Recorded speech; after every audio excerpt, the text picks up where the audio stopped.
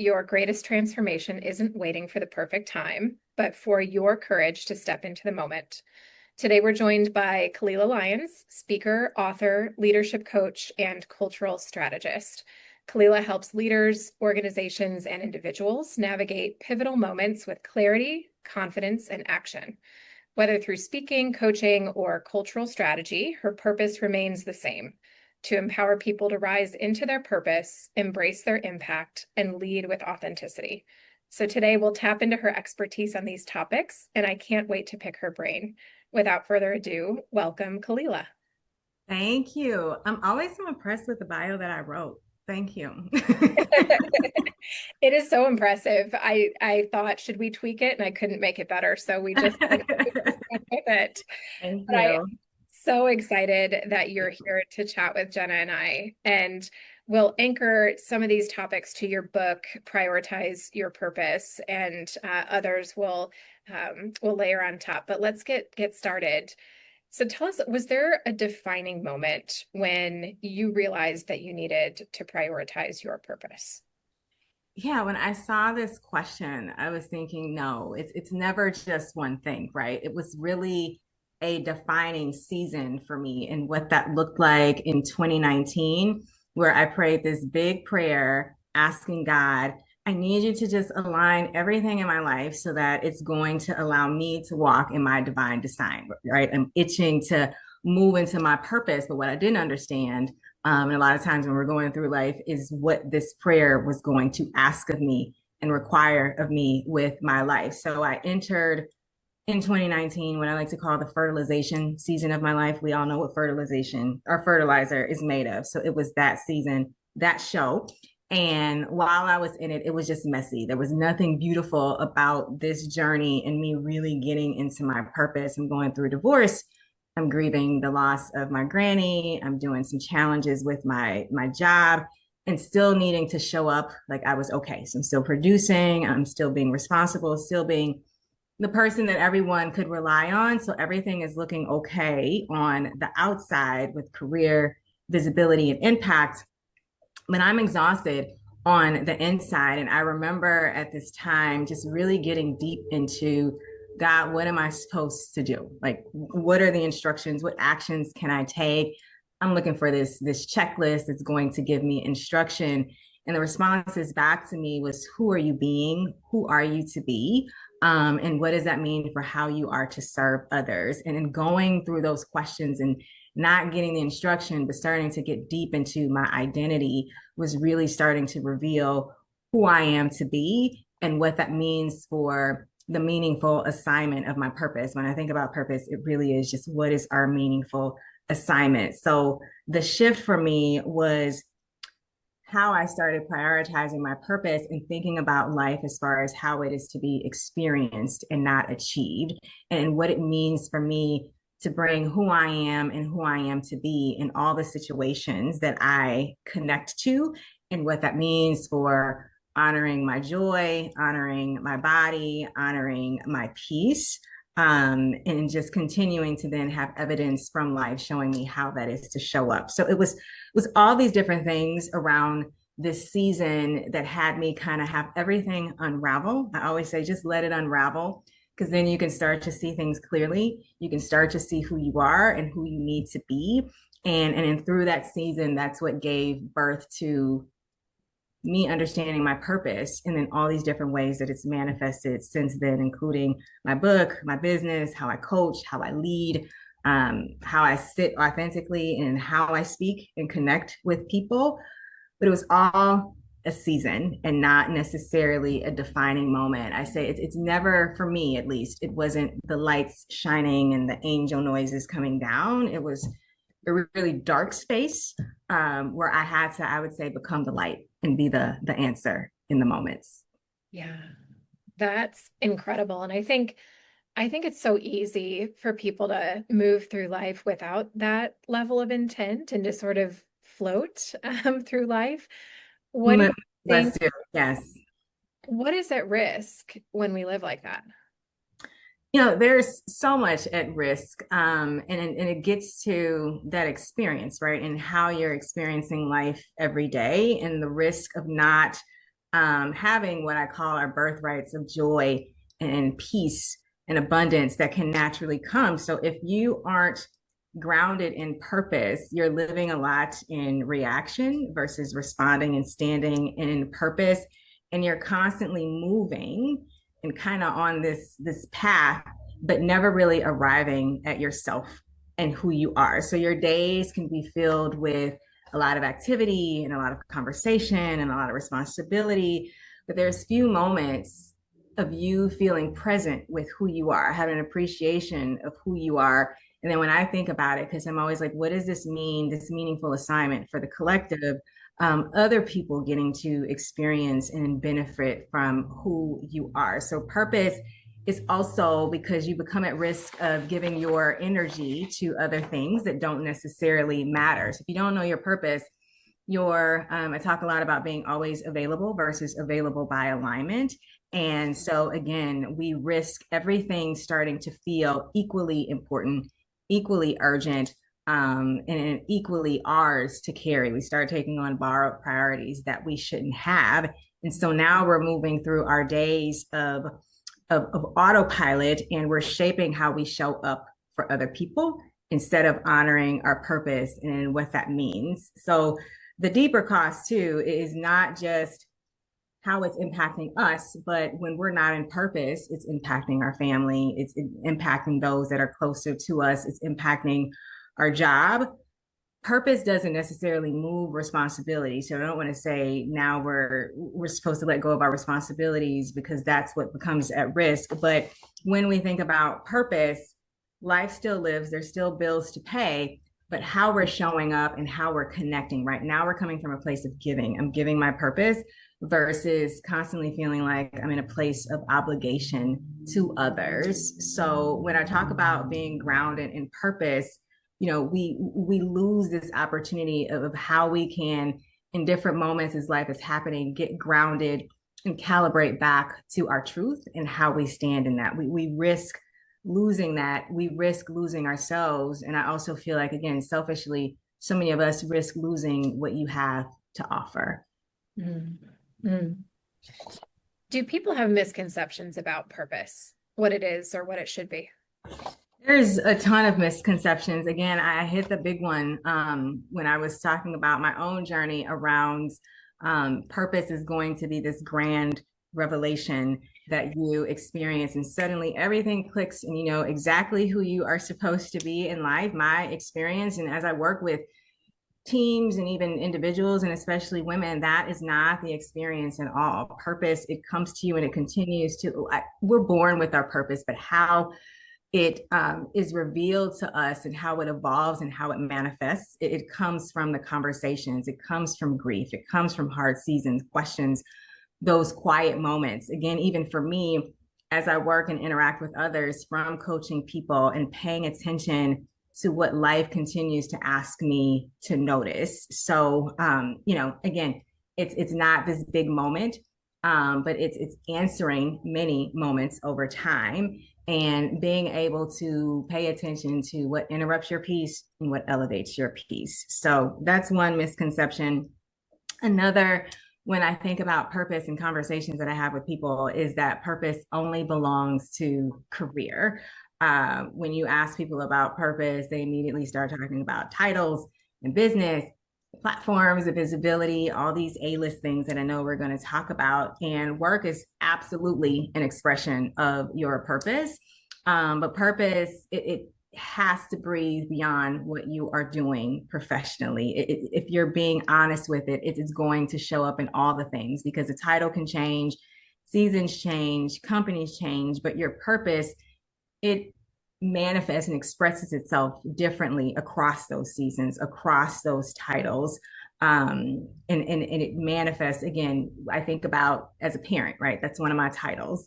And I always say my purpose is to be a love letter to the potential and possibility of others. So when I think about what that looked like with Miles, my son, at 6, 13, and now as a young man going off to college, if I held on to one expression of that, I would be asking myself, who am I going to be now that he's going to college? But knowing what my purpose is and that it can manifest in so many different ways, I know exactly how I need to shift and still be that love letter to him. Also, I will say people think purpose has to be big to matter, right? I have to have this big thing that I say I'm doing and that I'm being. But some of our deepest moments of purpose are lived very quietly in how we can show up for other and how we're raising our children and how we're loving other people and how we lead with integrity. Even I think about how I use my voice again and how I show up. That's quiet ways that purpose is manifesting when we choose who we want to be. It's not always loud. And the final thing I'll say is once you have your purpose, life is going to become easy because it all just makes sense. And I know exactly what to do, but it certainly does not remove grief or uncertainty or disappointment. It just helps you connect to who you are to be in those moments. I talk, and I think one of the benchmarks in my book, and I say I think because there's 31 in my book, but I have over 1,300 total. So I have to remember which ones I put in the book, but I'm pretty sure the one in the book is easy is not the promise, but victory is. So when you know your promise is not necessarily, okay, this needs to feel easy for me, but I know as I'm rooted in who I am, I'm going to have victory as I move through, as I experience this. And then I can be curious about what's happening around me and not in control. So purpose also doesn't necessarily give you control, but it gives you the confidence to explore with curiosity. I just love what you said about it's not just one revelation or one moment. And I think there's a lot of misconception about that, but instead it's many little moments. And what's coming to mind because we're on the podcast and we talk a lot about founder journeys is even moments in our own journey where you step out of corporate America to build something and you think it'll all be like I'm here now. And so then it'll all unfold, but it unfolds over weeks and months and tiny little moments in every day where you have to find the courage to think differently, the courage to ask a question or to say yes or to say no, uh, Yes. over and over again. And Oh, it's not linear, right? It's like you're going to have your ups and downs. It doesn't mean that the journey absolutely. is stopping or the purpose is not where it should be. It's going to go like this until you achieve, right? But you're still going to, right? Because you're human. That's exact. Yes, people think life is linear, and that's exactly what I coach and speak to all the time.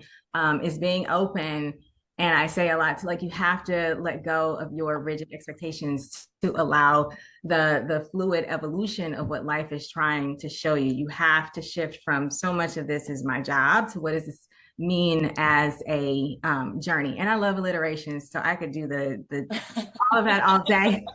So I'll stop there. It's why I have 1,350 of these verses for purpose because it's literally just how I talk. But yes, it's not linear, and I would say that can be a misconception too, just overall about life, that it's this linear path. And you, even when I talk about my approach to life, that's not meant to be easy. You may be on a high and something hits you that takes you back to where you were before, and that's okay. But again, when you're grounded in purpose, you can start to recalibrate, even if that takes days, even if that takes weeks.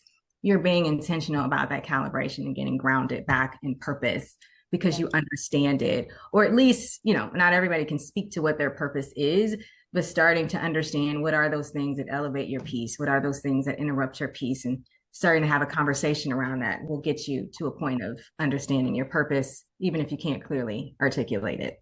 Yeah. So you touched on this briefly. There's a concept in your book called B-list living. Would you ground us in what that is? Yes, B-list living. So, this came in that dark moment in my life, right? Like I'm asking, what am I to do? And the response is getting back who you are to be. And so when I talk about B-list living or the B-list rhythm, it's in contrast to A-list perfection, which is what we're all socialized to focus on, right? What are the achievements that we have? What are the accolades that we can get, the applause, the appearance and how that manifests in our titles, our milestones, our productivity, things that people can point to and say, you are successful.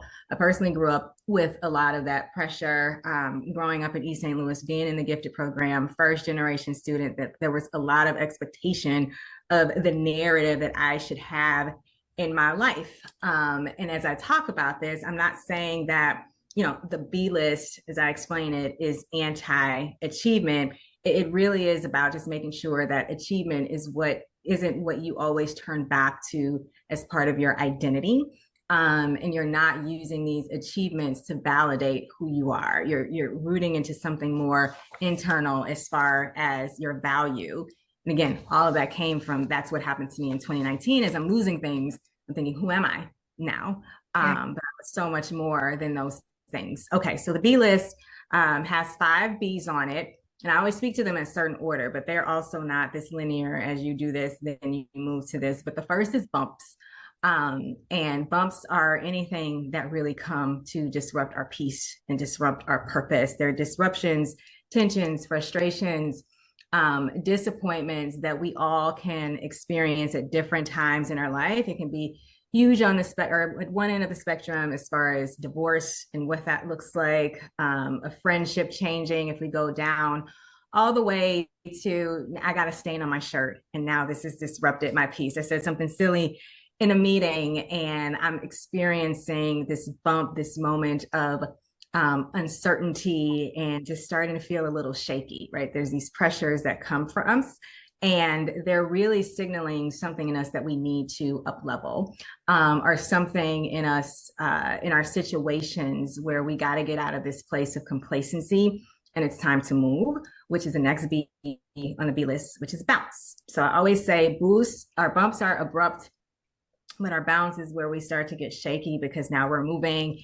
and we're feeling a little nervous about it. But even if we're not liking the movement, the risk that we have to take, we know, again, staying grounded in purpose, needing to honor our purpose, we have to make some changes. We have to get counterintuitive. We have to start taking some risks and what that means for elevating ourselves in purpose and expanding the possibilities of our purpose. So a bounce can be anything from, I think you said this, speaking up in a meeting, even when we're unsure, because we may have some self-induced bumps of I shouldn't say this, I'm thinking too much about this, but I'm going to bounce anyway and speak in this meeting, right? I have language for that. Or it can be shifting the job or anything like that. And the next B on the B list are boosts. So these are getting us into how we are strengthening ourselves and strengthening and nurturing our purpose. So thinking about what are the things that needs to be increased, decreased, elevated, protected, invited in, or exited out of our lives. So this gets at certain habits, relationships. It gets you looking at your C list of your circle, your choices, the conversations. Once you start paying attention to your boosts, I always say you start to realize people in your life that literally have been wearing a t-shirt saying, I'm a bump, but you hadn't really noticed that before. But now that you're really focused on what do I need for my purpose, you start to see also what you don't need for your purpose. And then beliefs are how you anchor in your purpose and in your truth. And starting as you're doing the bumps and the bounce, you start to pay attention to what am I actually believing about life and where did some of these beliefs come from? Why do I believe I need to keep staying on the A list and that I don't deserve rest, right? Why haven't I shifted to I do deserve rest. I do deserve to be still to honor my purpose. So it gets us into that. And the final B is breathe and be. So this is us just learning how to be comfortable in who we already are and in who we've always been. And showing up with experiencing life and not just how we are going to manage it, being curious and comfortable with that in moments, again, not trying to control it. And when we think about one of my benchmarks, the first benchmark, I do know this in the book, the to be list, how that starts to expand. And me and my journey as an entrepreneur, I love being able to express that I am comfortable now, not just being strategic, but being soulful in how I am strategic, right? I'm not just visionary, but I'm also vulnerable in my moments because I want to create that space and what that means for my clients as we do the work that we need to do for performance and people and all of that good stuff. So those are the B's in a nutshell. Again, you can be evaluating your beliefs and hit a bump. You need to think about your bounce. But they all do work together to keep you honoring your purpose. I say Covey gave us universal habits, and this is about how we have these universal human truths that allow us to be who we need to be. Khalilah, I have to say, I think you should start with some merchandise because I think you have some good ideas for the t-shirts. It's coming. It is. Telling you, I could sing all day. I got the spreadsheet. It's up all the time because I'm always adding something to it. Yes, yeah. I love it. The t-shirts and bags and all of that are coming. Yes. Got some customers on this call for sure. Yes. Khalilah, when I picked up your book for the first time, it's concise. And so I'm holding it in my hands and thinking, I'm going to get through this in a couple of days. And I couldn't have been more wrong because every page just forces a lot of introspection and reflection about how you're showing up and how you're moving through life. And I think the bumps that you mentioned were one of my favorite parts because this concept of having really challenging people in particular who are around you in your space and not necessarily labeling that, but naming it. And you know, kind of sitting with that and thinking about it in a different way, I found to be really powerful. And so I want to pick into that just a little bit. I know Jenna's got some questions as well, but what happens psychologically when people name their bumps? Yeah, and it's a powerful thing to just have a name for something, right? It's not because it removes, I guess, if I think about psychologically what that means, it removes the shame around these things that are happening, right? It can remove, I'm feeling bad and I did something wrong because this happened. Now it's okay, this is a bump.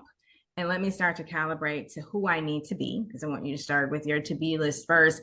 And then also now what I need to do. We don't get stuck in the thoughts, the self-induced bumps that can keep us right there. So psychologically, we're giving language to the moment that helps us unconsciously start absorbing everything unto ourselves and keeping us stuck in a rut, keeping us from spiraling into that self-blame, self-doubt, shut down, how we're now starting to over accommodate for the moment because we're getting off the A list of I need to make sure this is perfect. This was a plan. I need to stick to it, with saying this is a bump and I know how to address bumps. I have practices for the bump.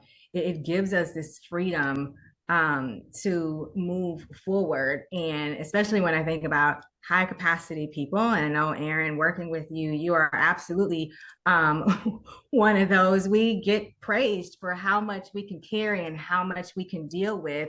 And we become skilled at managing environments very quickly and trying to smooth the tension very quickly and staying composed as this bump is happening. But again, as we have this bump, we're able to be human. We're able to get off of autopilot. We're able to breathe and be and do what we need to do with some sense of freedom and liberation and the removal again of that guilt that we can sometimes have when something happens. We're not replaying it afterwards. We're saying this is a bump and I know exactly, maybe not necessarily what to do, but I do know I need to bounce and I'm going to start to get intentional about that, or even what are the boosts I need to take. Yes. Yes. So moving into action. I love it. It's one of my favorite. It moves us into, it gives us a freedom to start to move into action more quickly. Yeah. And I think just having the tools and being cognizant of that tool, right? So you know what to do next time. That's exactly it. Yes. Yep. Yeah. Yeah. You have those principles that help you. Because I always say too, none of this is about a prescription because life, people are people.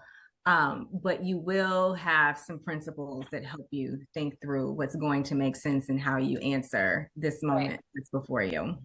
Right. Mm-hmm. So I'm going to shift gears a little bit All and right. talk about achieving dreams and showing up differently. So in your work, right, you notice a pattern of hoping for ease rather than preparing for victory. So what about human nature encourages us to sit back in hope rather than action?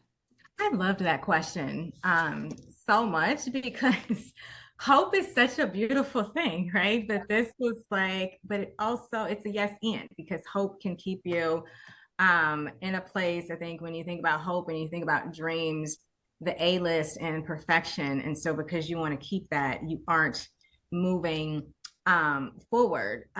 So we have, we're carrying a lot of responsibilities, expectations, things that are making us feel heavy. And in thinking about hope, it makes things feel safe, right? I have this idea of how things should be. It allows us to stay close to possibility without creating any disruption, right? And that's people like familiarity. We can be conditioned to familiarity, whether it's the best thing for us or whether it's not. And if we start to take action on hope, then we are inviting some bumps in. We are inviting that we need to start to bounce, right? I have this dream, this hope, but I know operationalizing it is going to require some change, and that's going to bring some bumps into my life. I'm going to have to bounce in a new way. I'm going to have to possibly check some of the beliefs that I have been carrying with me all of this time. If I want to now act on this hope that I have, I may have to boost some people out of my life, right? If I'm going to honor that, because the action that we need to take is going to require us to bring some honesty into the conversation, look at our habits, really get comfortable and honest in having conversations with our fears and our boundaries and these patterns. So a lot of people, we're delaying the step and we're convincing ourselves to settle for what's draining us because we don't want to create that disruption. Everything around us in life is bringing things to us to say, this is going to make life easy. And that's part of A-list perfection. So we stay in that hope versus moving, but the dream starts feeling so much further away, right? And I think there's a conversation that we need to have around if we're only relying on hope and not taking action, what does that actually do for the spirit? Right. No, that makes complete sense. And I just love how you said that. I mean, life is full of disruptions, right? It's not something that is this easy path. And so again, just going back to, I think it's just like your foundation of what you're trying to do, right? Yeah, Um, yeah, yeah. yeah, yeah. Uh, I love the benchmark that calls on the reader to let them come to terms with who you are today. So what have you done to stand firm with these moments? Sorry, what have you done to stand firm in your conviction about who you are and who you want to be? I love that benchmark too. I see it over and over in different coaching because you're going on this journey and you're evolving in who you are. And I just hear so many times, well, what are they going to think if? Yeah. I don't know, and I don't care, and let them come to terms with who you are, right? We got to get vigilant with this, and that's not to be mean, but for me, I really had to stop negotiating with myself again every time, as I'm saying, every time. Again, so many of these come from my own life and me speaking to myself. So how I had to get comfortable with people being uncomfortable with my growth, with my boundaries, how I'm now using my voice, how I'm now showing up in meetings. That was probably or is continues to probably be one of the most convicted ways that I stand firm in my purpose. This is the type of leader that I am. This is the type of speaker that I am. I've been coached on, well, clearly you might want to use your hands less. Like my hands are part of the package. This is how I talk, how I move. It's part of I'm your body. right. It's part of my body. Body language is a thing, Yeah. or as a lover of words and just the way I think, my eyes are all over the place, but that's because words are coming to me, colors are coming to me. So just standing firm in that. And I was very practiced, kind of connected to that and what it means to read a room, adjust, carrying, producing based on who people needed me to be in their moment. And getting out of that, because that was more, how am I going to survive in this environment versus how am I going to fully stand firm and be useful in this moment. I can't be useful if I'm constantly adjusting to other people's expectations. The most useful and beautiful way I can show up is in my purpose and what that means for the moment. And I mentioned this before, but I didn't really give a name to it, but standing convicted in what I call my beautiful dualities of, again, being strategic, being soulful, being warm, but also what that means to be firm in my moments as well. And it looked like just holding boundaries in conversations, right? Not just making it, when I have conversations with people, what's going to make this easy. But again, if I'm standing in purpose, if I'm being a love letter to the potential and possibilities, I'm okay with being uncomfortable because I know where we're going with this. I know where the journey is taking us. So having full acceptance of who I am, which has been a journey, full acceptance of also who I'm continuing to become, and how messy that can be as well, but embracing that. That's a lot of how I continue to stand firm in my conviction, stand firm and in conviction of who I am, who I continue to be, Right. and being okay with people coming to terms. Because I also say too, with this, I own my power. I don't own anyone's perspective. And we get at risk of achievement exhaustion trying to achieve what people expect of us, becomes exhausting versus evolving what life is truly setting up and allowing for us to do, and for us who we are to be. Right. And you kind of touched on this earlier when you were, high level going over perhaps the dark stage, right, of your Yeah. life, how you got to be where, you are. But what do you do to anchor, when these moments or decisions are emotionally painful?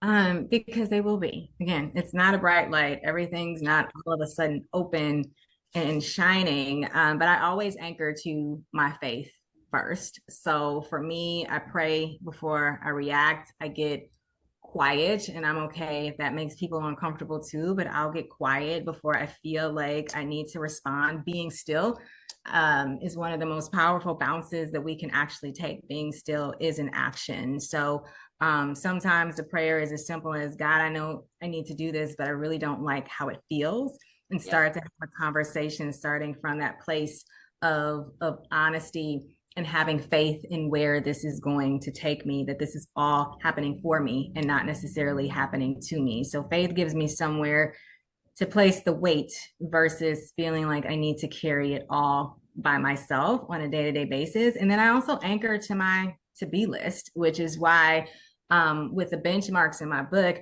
they're not necessarily meant to go in a particular order. Yeah. Did have that as the first one for a reason, because we should be starting our days with our to-be list before we get to what we want to do. So when things are painful, when things are hurting, and again, I'm not saying this is always easy, but just going back to, who do I want to be in this moment? Who do I need to be in this moment? And then also, what does that mean for what do I want to experience in this moment? Going back to experiences and not getting caught up in what do I need to achieve, because that can shift. So my to-be list always brings me back to the woman that I said I wanted to be before all the emotions and chaos and different circumstances got really loud. And obviously then I anchor back to my purpose, right? Does this decision honor what I'm here to give? And if not, what do I need to start changing? And typically, if it's decisions that are emotional or painful, a lot of that change is going to come from me. And what that means for me to honor my purpose. And then what I already know in my spirit too. Yeah. I Yeah. love that. it's also like a mental checklist, right? It seems of how to kind of get through some of those tough times as well. Most of it is going to come from mental and the Yeah. internal, because we can't control, we all know this, right? The situations around us, but we can start to own how we're showing up. We can start to tap into our authority and what that looks like. And that's a journey. It continues to be a journey to understand what is your birthright authority? What are the different ways that that manifests? Beginning intentional with that conversation, which I do know is benchmark number 13 in my book, because I do a lot of sessions around this. Starting that conversation with your purpose becomes a beautiful thing. And I had to just share this story really quickly. And I know I'm probably long-winded, so I'm going to try to make it as concise as possible. But I was with young Black boys on the South Side yesterday, going through the B list. They're from Leo Catholic High School, which is a big deal in Chicago. They're doing amazing things. Their principal just got the Golden Apple Award. And we were talking about who they are to be in their different circumstances and beliefs that they need to shake. And we started getting into shaking the belief that you can't be sensitive if you're going to be a young Black man. And someone asks, what's a step I can take to start expressing my sensitivity? And I said, it doesn't need to be loud. Going back to purpose revealing itself loud, I want you to start with just getting a journal and having a conversation with your purpose and bringing your sensitivity there and taking that journey of what it means from paper into real life. So, yes, I don't even know where I was going with that story, but I know it made sense in the moment. So, That's incredible. Yes, but it really was. I think it was anchoring back to spirit, anchoring back to purpose, and having that conversation with your purpose and the power of that, and the power of that, and what it means when you are in those painful moments, in those emotional decisions. Because sometimes we aren't, I find when I coach people too, we aren't comfortable with our thoughts. We aren't really thinking about what we're thinking about. Even our responses to ourselves can be on autopilot. So the more you can have those conversations and anchor back, the better. Well, that leads exactly into the next question, because I think a lot has to do with, imposter syndrome. Yes. But one of the benchmarks that deeply resonates with us is the one that life is not getting you ready. It is showing you that you are ready. So, can you, talk to us about what are some practical ways listeners can anticipate and overcome this feeling?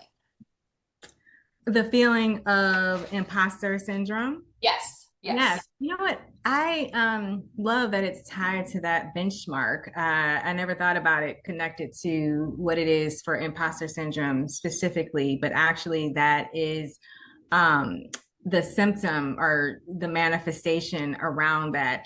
And I would say, again, start to think about, why am I thinking what I'm thinking, right? And instead of thinking, a lot of times I do not belong here.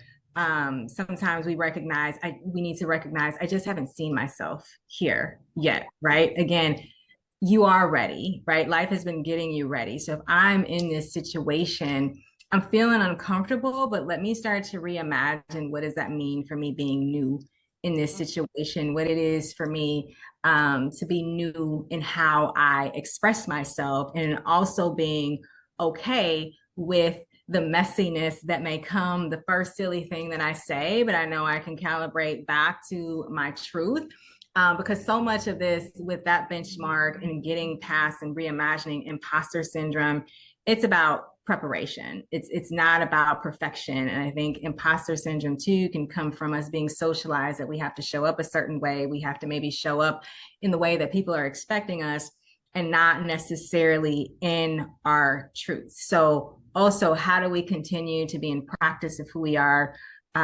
Even, when I talk about, if you have to present and you're having some imposter syndrome around that, just practice and say the talk enough so that you're getting comfortable with how you would say it in a way that you would say it, right? And your purpose, right? Because confidence is built on us taking those bounce and giving ourselves our boost.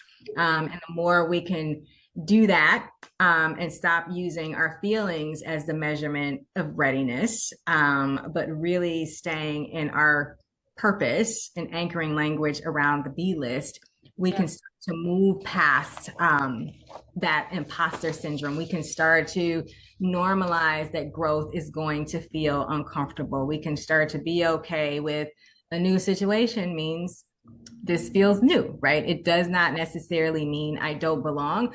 But I also think too, and it's not always a quick fix, but if you do continue to feel like you don't belong, what are the boosts that you need to take to ensure that you get somewhere where your purpose does belong? Because I always coach also, go where your purpose belongs. Yeah. I love that. Basically be comfortable in the uncomfortable, right? Be open to that. Be open to that. Yes. We are not. And again, we take those bumps, those signals as something is wrong versus just pausing to say, what is this telling me? What do I need to own in this moment? How do I need to bounce in this moment? What are the boosts that I need to give myself? What are the different micro practices that are going to help me honor my purpose? I'm here. I am ready, owning that belief. So what does that mean in what I need to shift? And that's a journey. Again, I'm not saying now that you heard me say this in the next meeting, imposter syndrome is gone. It still may come. And now you have some beliefs, some practices, some principles to help you navigate it in a different, new way. Yeah, I love that. Thank you. And I think you could provide some more because we do this thing called rapid fire questions towards the end. You about imposter syndrome, because I was like, as I was reading that question, I was like, I need to do a whole session on the B list. So much of it is the B list right? I've done the B list branding, the B list in entrepreneurship, the B list and imposter syndrome for women, right? Yeah, it's huge. Definitely. I think just for HR professionals in general, right? That's a huge area. Yes, because sometimes people don't want us in the room. Right. Literally don't even want us in the room. Yeah. Yes. Exactly. Mm-hmm. Okay, there's 2 questions for the rapid fire. So, what would you say is one daily habit to strengthen connection to purpose? I've said this a few times and I can't say it enough. I did a whole hour-long talk around this, but going back to your to-be list, starting your day with your to-be list, checking in with yourself before responding to all the things that feel really loud, and going back to that to-be list throughout the day. I have seen when I think about leaders in terms of this conversation, even how they shifted the agenda of a meeting, how they rethought how they were going to have a performance conversation, all these different things, what they're saying, what we're saying yes to. So much of that gets to your to-be list and will be an anchor, a guide for what you're saying yes to, what you're, one of my others is expand what you say no to so you can elevate your yes, and your to-be list helps you with that. So that is a practice. If you don't do anything else, please do more. But if you don't, definitely start with your to-be list. I feel like that has been very consistent throughout this conversation. So it's pretty spot on. B list. Okay. And what is one question you think that listeners should ask themselves this week? What is elevating my peace and what is interrupting my peace? And really taking quiet moments each day and kind of replaying your mood, your body language, your shifts in energy, your reactions, your relationships, because some of the interruptions in your piece aren't always obvious because we've normalized it. But once you start to get more intentional about, again, your energy, your body language, you start to see what's feeding you and what's depleting you. I like that. I'm going to do those myself. Please, you are going to be, when I do coaching, people will come back with a list and are just like, I can't even believe what ended up on this list. It just hadn't been noticing certain things. So yeah, powerful. Really powerful. Taking the time with who am I and who am I aspiring to be consistently and not just doing it once and setting it aside. That right there. Is is the most powerful thing, to your point. So thank you so much for walking us through all of these topics. If listeners would like to learn more, prioritize your purpose, or follow you, where can they check you out? Yes, you can go to iamkhalilah.com, click shop, and you can buy my book there. You also will find my different social media handles. So LinkedIn, Instagram, if you want to see more about me and my family, TikTok, if you want to get some regular, just 90-second doses of me speaking about purpose. I'm trying to think, I just did post. Well, today was focused on dance a little and how you honor the rhythm that life is bringing you. But I will, for the most part, on most days, put something out there that again helps us some boosts in nurturing our purpose and some things that we may be, again, overlooking and underestimating in our day and in our power. Awesome. Well, it's been so fun. Thank you again for taking the time with us, and we'll talk Thank you. very soon. Cheers. All right. Thank Yeah. you.